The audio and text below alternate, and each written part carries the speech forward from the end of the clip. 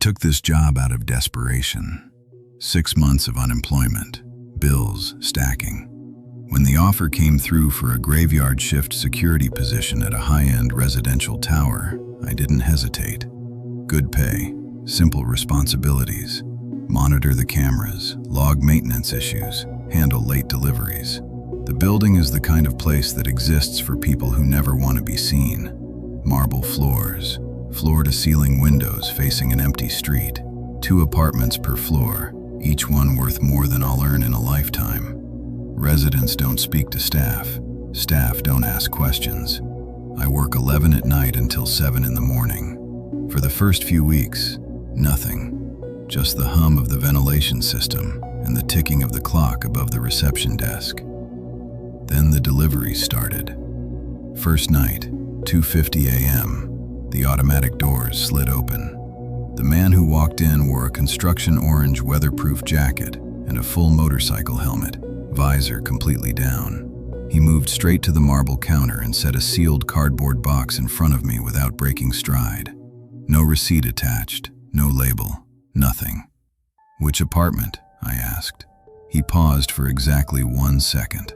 "Apartment 319. Then he turned and walked out before I could check my screen. I pulled up the building directory. 319 doesn't exist. The tower numbers its units by floor and letter. 3rd floor has 3A and 3B. The number 319 is architecturally impossible. I followed protocol, took the box to the back office, a cramped room behind reception with an old coffee machine, staff lockers, and a spare desk covered in building blueprints. Left it there assuming someone would call about missing food. Nobody called. When the morning guard arrived, I told him about it. He nodded, poured his coffee, said he'd handle it. Next night I asked what happened. He shrugged, said the box was there when he arrived, gone by mid-morning, assumed a cleaner took it. Same thing happened the next night. 2:50 a.m., orange jacket, blacked out visor, sealed box, apartment 319, gone before I could speak. And the night after that, and every single night for the next 3 weeks. We checked the back office camera.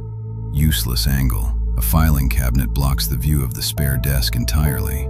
We could see people entering the room for coffee. Never saw who took the boxes.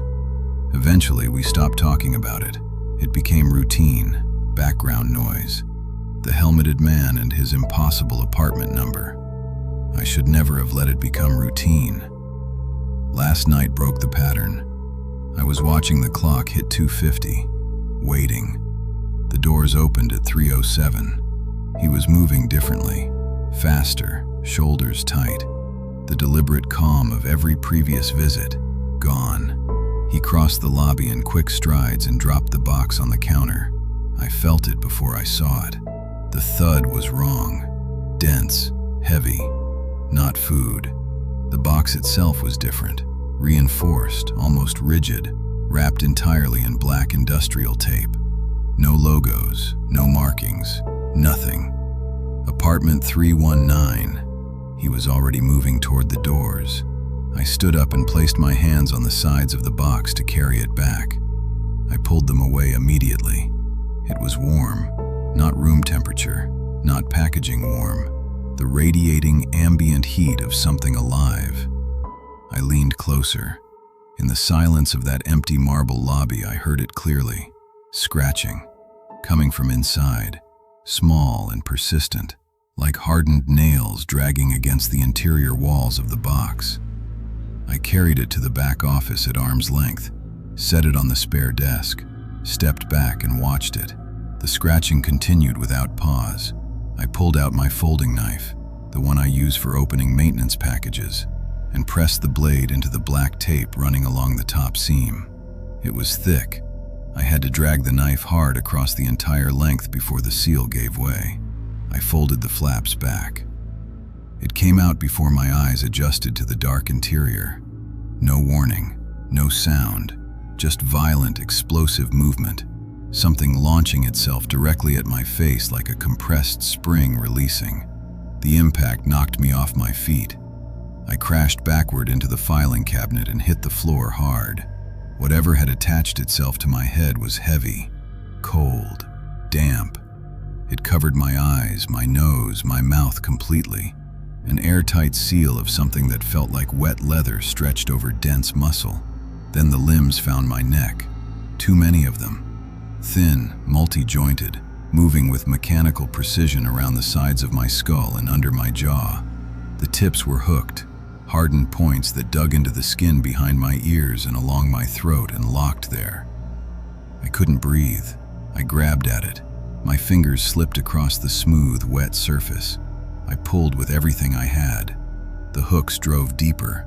I felt blood running down into my collar. I rolled onto my stomach and slammed my face into the carpet, trying to crush it between my head and the floor. The grip tightened. My lungs were burning. My vision was collapsing inward. I had seconds. My hand found my utility belt, standard issue electric security baton. I unclipped it, pressed the activation switch, heard the crack of current arcing across the prongs. I knew exactly what I was about to do to myself. I pressed the prongs directly into the mass of limbs locked around my jaw and pulled the trigger. The pain was total. Current through my face, my neck, my chest. Every muscle locked simultaneously. I bit clean through the side of my tongue. The world went white. 2 seconds, maybe less. I released the trigger. The limbs went slack. The seal broke. The thing dropped off my face and hit the carpet with a dense, wet sound. I lay there, pulling air into my lungs for a long time before I could look at it. It was roughly the size of a large cantaloupe. No face, no eyes, no mouth I could identify. Just a pale, pulsating central mass of damp, leathery skin, ringed by at least a dozen jointed limbs, each one ending in a curved, hardened hook. The limbs were curled inward now, twitching with residual nerve response. I made a decision I'm not proud of.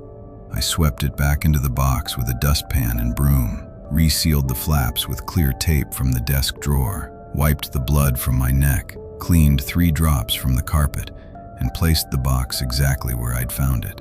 Then I sat at the front desk and stared at the glass doors until sunrise. I told the morning guard it was a quiet night, spent the day in my apartment with the blinds closed, couldn't sleep. The scratches under my jaw were deep and real. I needed the paycheck. I convinced myself whoever collected these boxes would assume the creature died in transit. No reason to suspect me.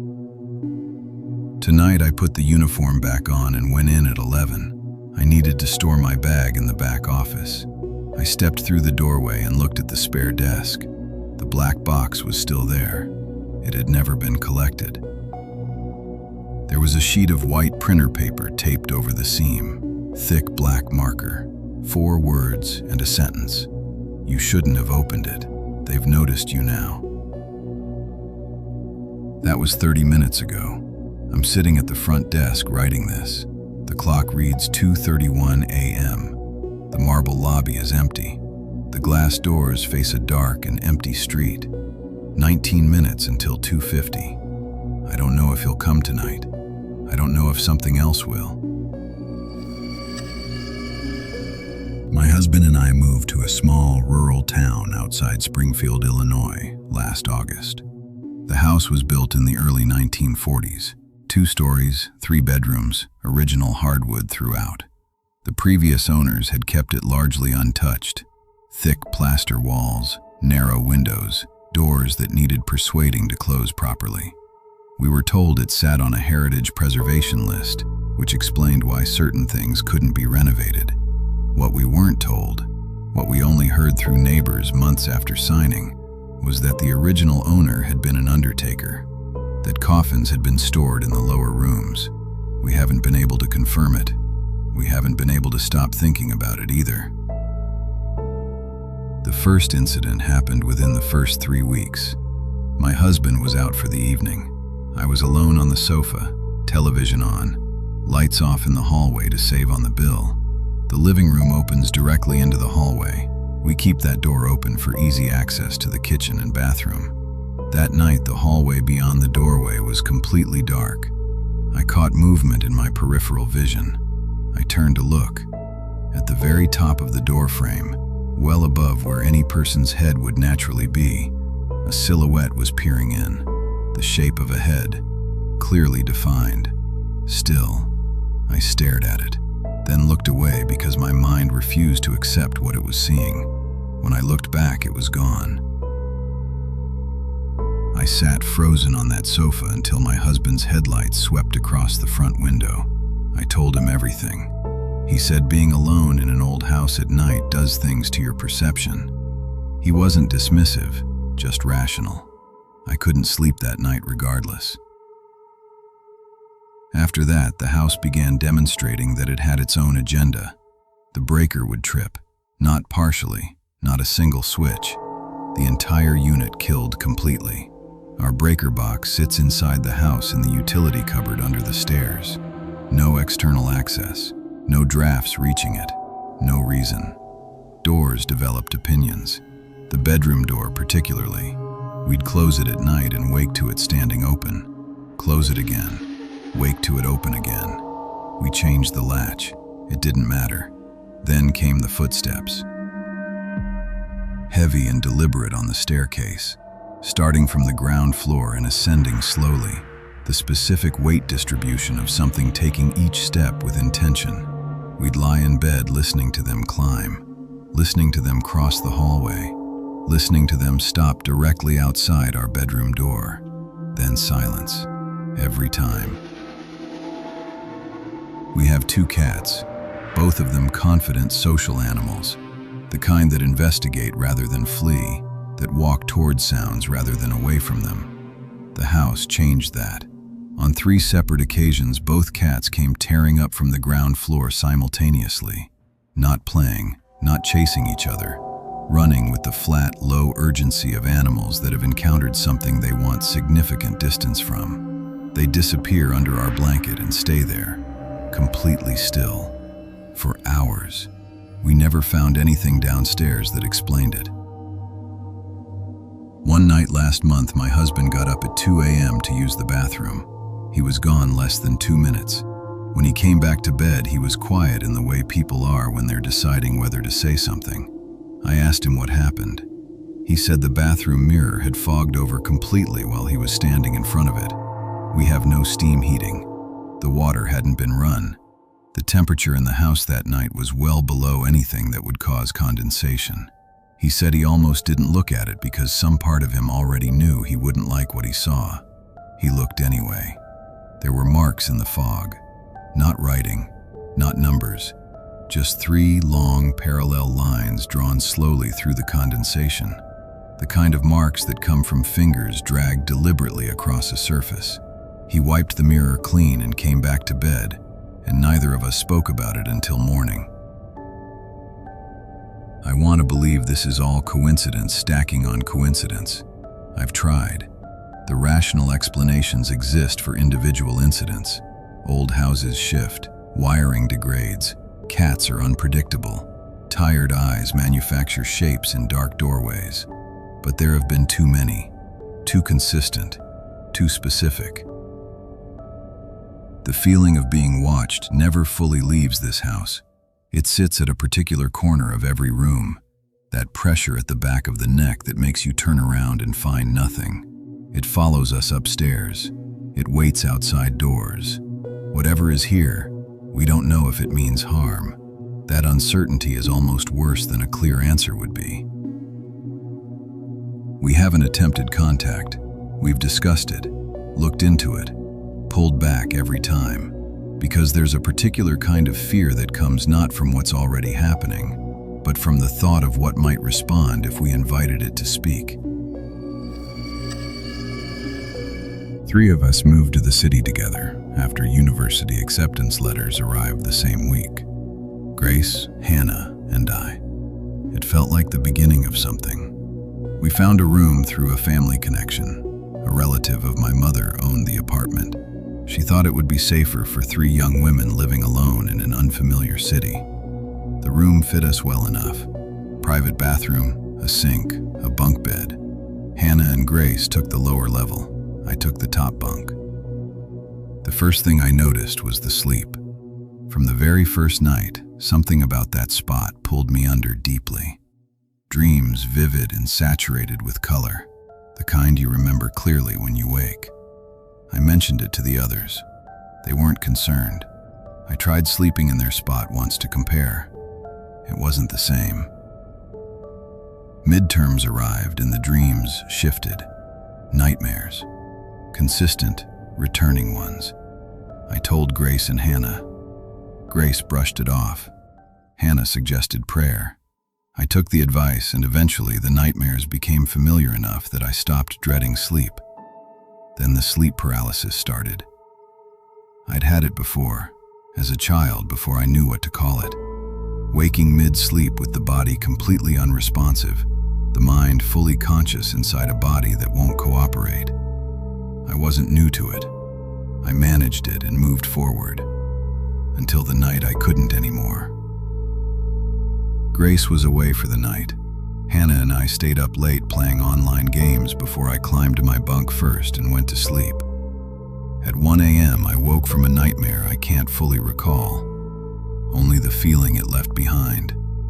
Trembling, drenched, every muscle locked completely rigid. Then the whispering started, low and directionless. I couldn't locate where it was coming from. I couldn't move toward it or away from it. I tried to close my eyes. They wouldn't fully shut, so I did the only thing available to me. I let my gaze move slowly across the room until it found somewhere to land. It landed on the foot of my bed. A silhouette, the shape of a figure standing completely still at the end of the mattress. I couldn't determine what it was looking at, me or Hannah sleeping below. I only knew with absolute certainty that something was standing there. I focused everything on moving my toes, then my fingers. The paralysis broke slowly, the way it always does, reluctantly. The moment my body responded, I grabbed my phone and swept the flashlight across the room.